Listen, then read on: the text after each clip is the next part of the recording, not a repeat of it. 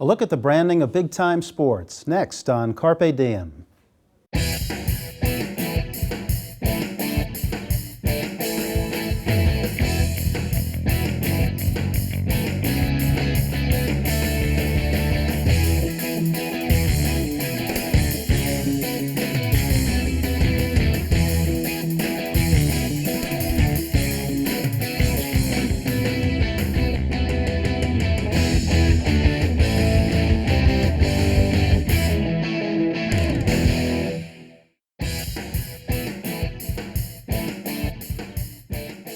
Hello and welcome to Carpe Diem. I'm Marc Rosenweig, Associate Professor in the School of Communication and Media at Montclair State University. Sports is big business today, with the sports industry generating approximately $150 billion a year. I discussed the branding of sports with a panel of 3 sports media professionals at the Yogi Berra Museum and Learning Center.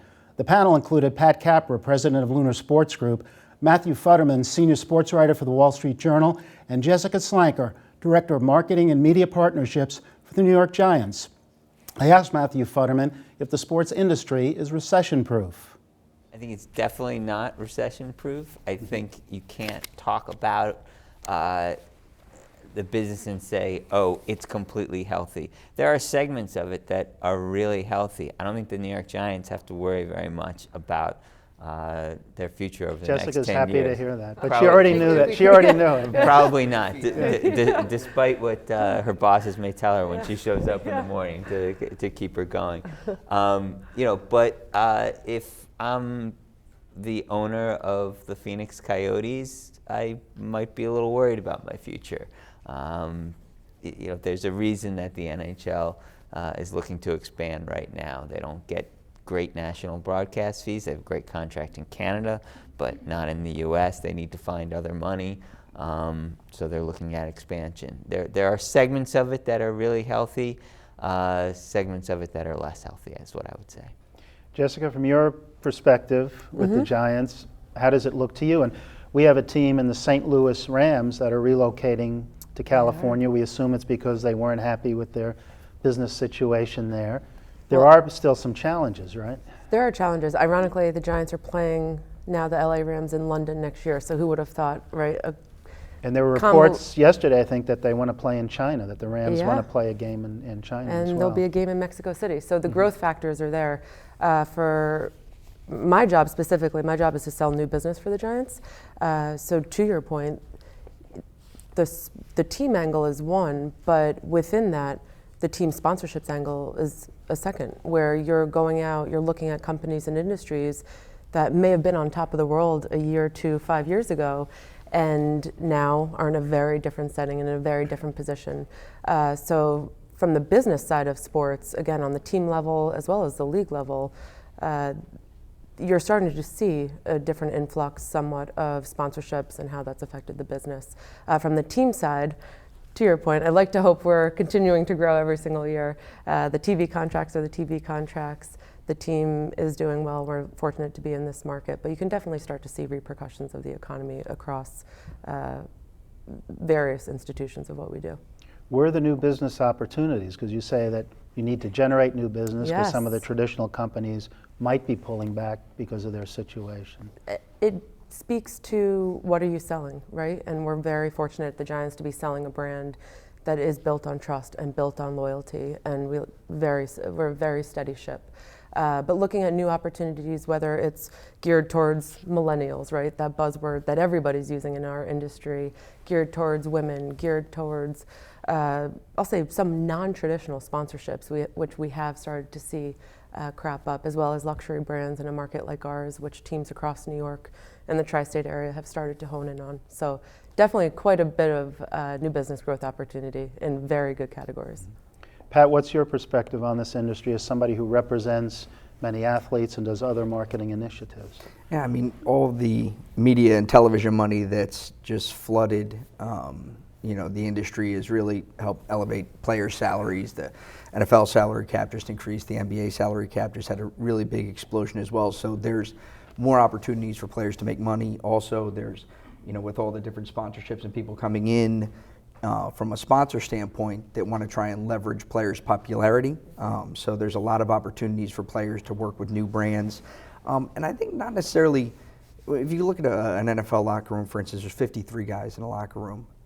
You're only going to have a few that are making significant dollars off the field. But I think there's also now created an opportunity for the next, maybe 5 to 10 players underneath that might not be able to make a ton of money off the field, but create new opportunities for themselves and try and leverage the popularity of their sport to make some money off the field. Would that be, as Jessica referred to, in some case, more non-traditional forms of endorsements or advertising, and companies that wouldn't have been involved in this years ago? Sure, absolutely. You see that now, and also even from a media standpoint, there's so many different outlets and messaging, obviously social media, but in addition, there's just so many different outlets now that are out there for digital or cable to allow people to promote themselves and get their personal brand out through bigger exposure now. Mm-hmm. What about some of the guys that you represent, like the McCourtys and so on? What are they doing? What are some of their endorsements, and how difficult is it to land them? Because they're prominent guys. They're well-known brands, right? Yeah, absolutely. And I think what the Twins have done really well, from a branding standpoint, is they're the Twins, right? They're not the McCourty brothers. And everything they've done from a decision standpoint has been that they're a package deal, the two of them together. They share social media accounts, from Instagram and Twitter. They're one. They're not separated. So I think that's been a big deal for them, for their public identity and their branding. When we did their McCourty Twins tackle sickle cell, when we did the camp, it wasn't McCourty brothers, it's McCourty Twins, and so everyone associates the two of them together. So all the deals that they've done, from Procter & Gamble and Palmer's, all these deals utilize them together. And also from a branding and identity standpoint, one of the things they were passionate about off the field was sickle cell disease, and they wanted to, that was the cause that they wanted to put all their energy and efforts behind. They did so, and they've been able to do a deal with a pharmaceutical company now that supports their Tackle Sickle Cell campaign as well. So everything that they've done has been together, and I think the sponsors that they've, or the endorsement that has benefited from having the two of them do it together. Mm-hmm. So they're friendlier than the Barber twins. Is that what you're telling me? I'm not asking you to comment on that, but it sounds like a good brand and a good package for you and for them, right? 100%, and they are as authentic as it gets. They're completely all in on everything they do. They're high energy. They're super, clean off the field. Great character guys. They were both nominated for the Walter Payton Man of the Year award last year. Devin was nominated again this year. They were both nominated for the Whizzer White Award from the NFLPA, which is the NFLPA's, essentially their version of the Man of the Year as well. So they've constantly, this year they're being inducted to the Rutgers Distinguished Hall of Alumni. So again, they're not guys that get involved with the charity stuff to try and establish a brand. It's literally who they are. Now, Matt, Pat runs a company that would be, I guess, labeled big, medium size.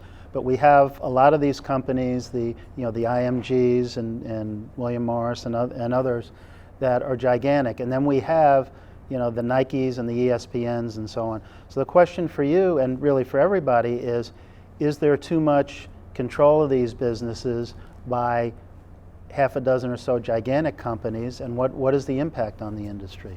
I think the issue of control probably comes up when you talk about rights, and specifically media rights, and whether those are really serving the best interests of the fans and the future fans. It's different with the NFL because they have 256 games a year, and all but 16 of them are on free television. That's going to pretty much ensure that all these people sitting here, whether they ever have a cable subscription or not, they're probably going to be paying attention to the NFL because it's easy and it's going to be there. If you're the other leagues and you've basically sold your soul to this cable and RSN world, I just think you're going to have some problems over the next 10 years unless you figure out how to get these games in front of the eyeballs of the next generation of sports fans. And that could be a real problem, because I just don't think that, I mean, my daughter's 17 years old. She's never going to have a cable subscription. And I don't know how the NBA is going to reach her, because all of their games are on cable for the most part. There's just so many other opportunities out there, and for entertainment, and so many other alternatives that, you know, she's interested in Steph Curry, but not enough to pay a $200 a month cable bill. Mm-hmm. And, you know, yeah, go ahead. Well, I think it's interesting, again, going back to some of the areas of growth in the NFL.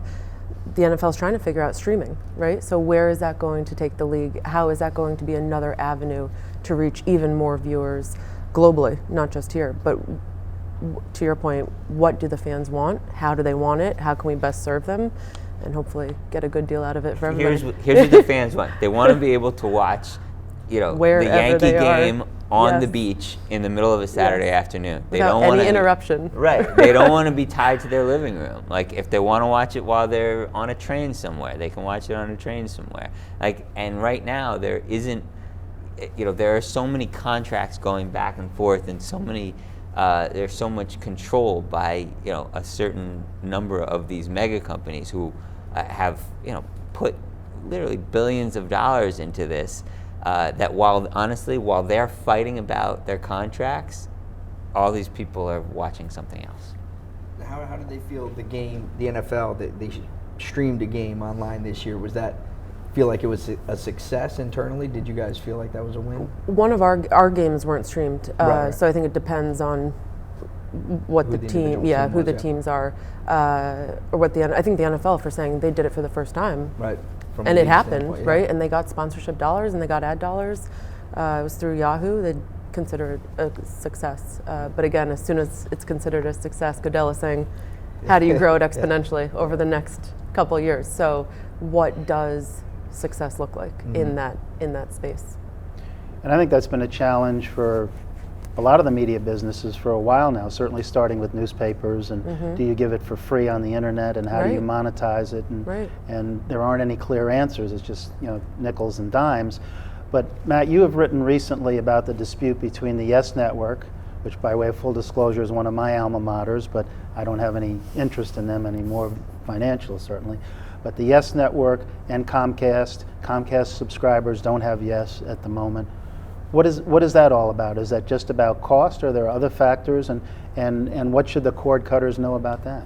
I think it's about the complete shift in the marketplace. You know, when Yes was formed, and as pathetic as this may sound, I was covering the original Yes Cablevision fight, and 15 years later, and now I'm covering a Yes Comcast fight. So maybe my career hasn't gone anywhere. But that's probably a discussion for for a kitchen table rather than a panel here. But you know, back then when I was covering that fight, it was clear that this was really essential programming. That especially for it was the Cablevision viewers, and I think there were about 3 million of them, largely on Long Island and Westchester, and some in New Jersey as well. But I think the world has really changed a tremendous amount in 15 years, and there are just so many. There are so many more channels. There's so many more things to watch.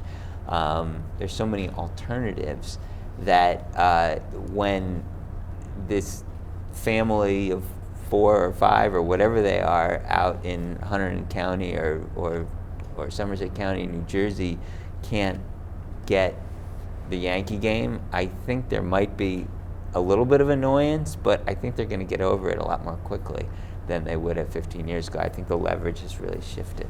Or will they switch to DirecTV or something like that? That's what I had to do when we had the Cablevision dispute. Maybe they'll switch, but it's kind of annoying to switch at Yes, this it is. point. I mean, you're really you're really sort of tied in with your your internet provider. It's bundled together. It's kind of a big commitment, and the amount of time you spend in front of the television watching that game, is it really worth upending every other part of your life? I mean, you can get highlights here and there. You can, I don't know, especially. But isn't it early still spring. one of the few remaining appointment television things, the fact that, certainly the NFL games are, and I would say if the Yankees are playing the Red Sox, for a Yankees fan, it would still be live appointment television versus everything else that's DVR'd. I think the fact that the NFL has 16 games, right, and that is makes every game matter so much.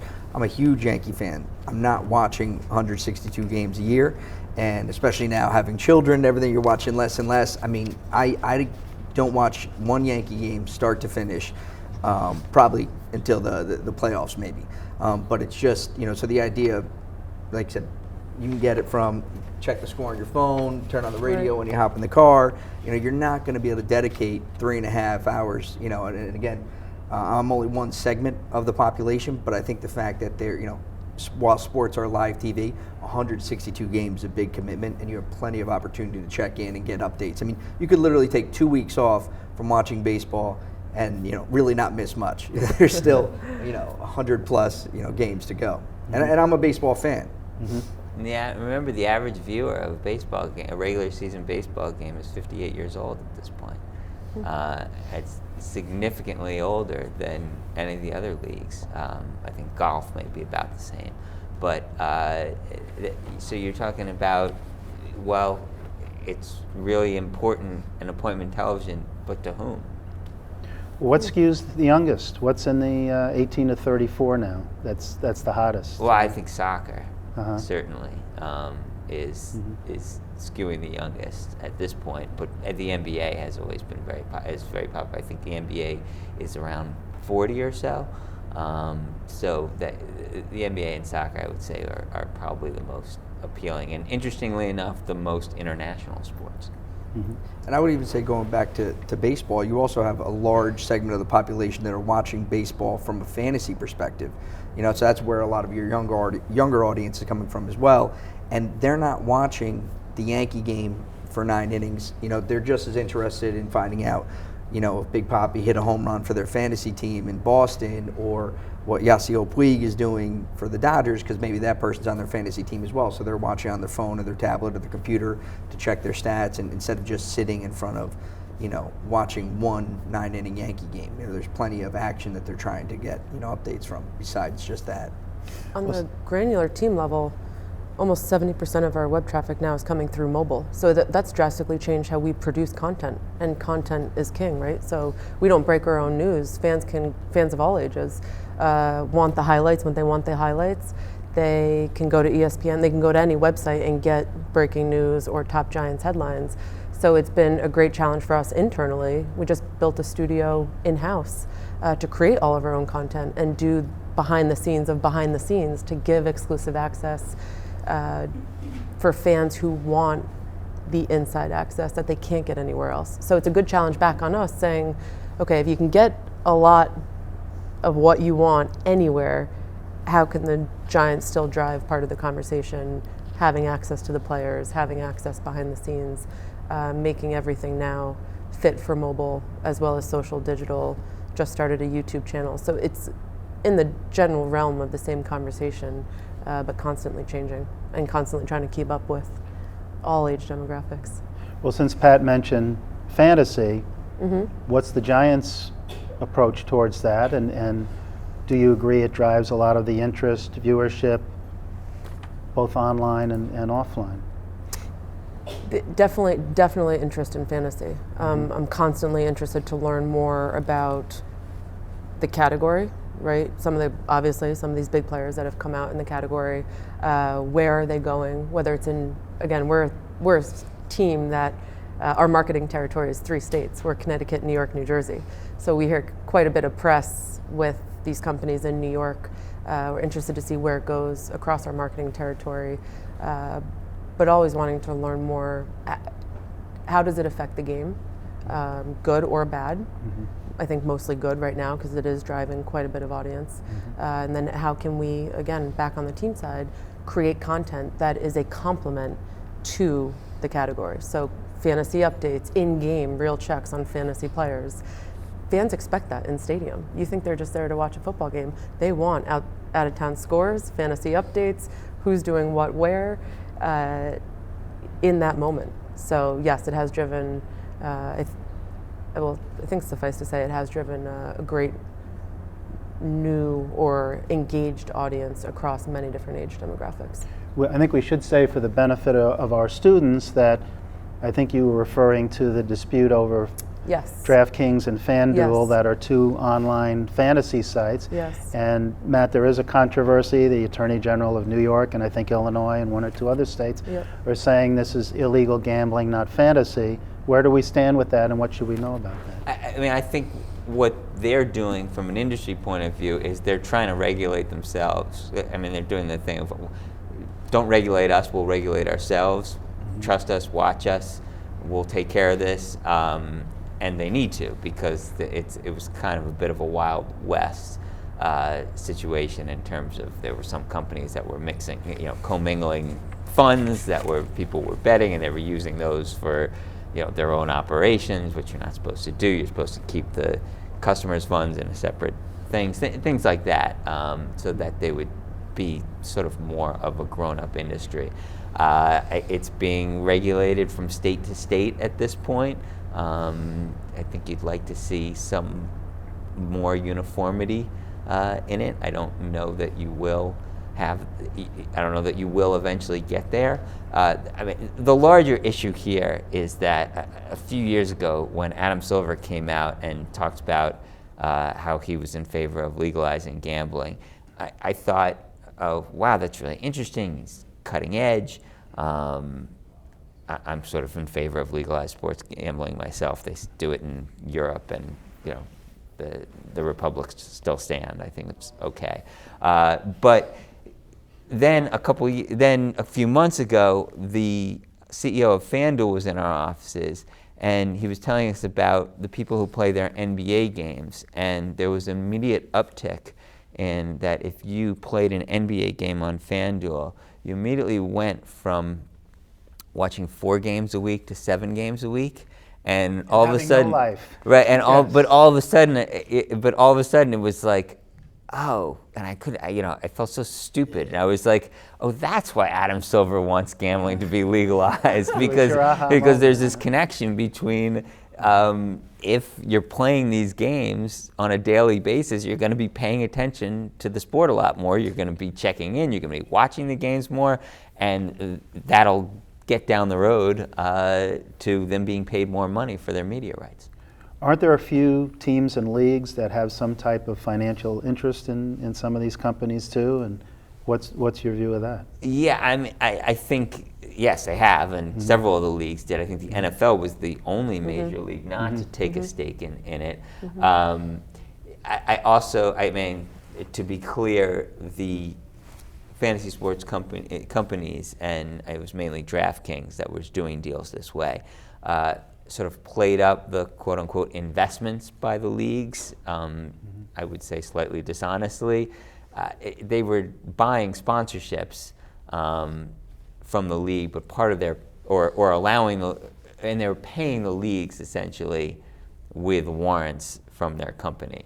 So if I'm given warrants, am I an investor? Have I really taken a stake in it? They would say yes, because they took those payments in lieu of cash, and so it's really, they took what would have been cash and took a stake in our company.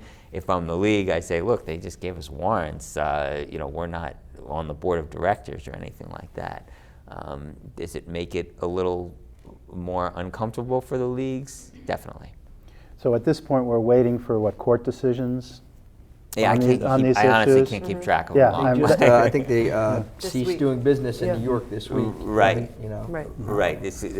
I can't. There's 50 attorneys general who have figured out a way to get into the news. They figured out that every time they do something on Daily Fantasy, they will end up in the newspaper about it, and I think they're taking advantage of it as much as they can. Pat, as somebody who represents athletes, what's your view of fantasy and the pluses and minuses? I mean, it's brought a lot of revenue, to the sport. So there's, created a lot of different opportunities for players off the field to do things, with companies or appear at different drafts or out at the Super Bowl and doing different things like that. So it's created revenue off the field. I think fantasy, if you talk from player to player, it's all very different, right? There's some players that absolutely hate fantasy because they can do no right. They scored 3 touchdowns. People are on them on social media. You should have should have gone for 4. Why'd you go down at the 1-yard line? So I think it's frustrating from that standpoint. But then I think there are some other players that, and I've noticed actually players that when they retire, they become a little bit more interested in fantasy than when they were playing. And when they were playing, it was more of a hassle, but now they can see the entertainment value of it once they step away. So again, it's creative money off the field and opportunities for players, and that's always a benefit. I like that, they like that, but it also is a bit of a social hassle for them, from getting annoyed by fans. Mm-hmm. Jessica, do you know people who play fantasy, and what is their obsession? Yes, I do know people who play fantasy. Probably not internally because we get to live and breathe it every single day and honestly don't have a lot of time to play. But I think it adds another layer of energy, enthusiasm. It's constantly in motion, right? So you're constantly wanting more. Who's scoring what, who's doing what. It's another attraction to the game. And I'm interested to see where the category goes. So from a marketing and business development standpoint, it heightens awareness, so there are a lot of positives to it. Is that what your view is? Or I think football in general already has a heightened awareness, right? Mm-hmm. Especially here in New York. The fans are so passionate, the fans are so loyal. Come football season, yes, it adds another layer, but there's already a lot of buzz around football. I think it speaks, again, to some of the individual players where it's fascinating to me to see fans in stadium who are following fantasy and end up rooting for players on other teams. And you're like, wait a second, what is going on? Right? Come they just on, want to win. we need you to cheer, but it's Yeah. you're playing an arch rival, and all of a sudden you have people looking and they're getting psyched that he's about to score a touchdown. I'm like, oh my God, where's our world going? In our next program, we'll continue our look at the branding of sports. Special thanks to Dave Kaplan at the Yogi Berra Museum and Learning Center for co-sponsoring the panel. For more information on this or any edition of Carpe Diem, contact us at carpediem@mail.montclair.edu or call 973-655-5158. I'm Marc Rosenweig from all of us at Montclair State University. Thanks for watching Carpe Diem.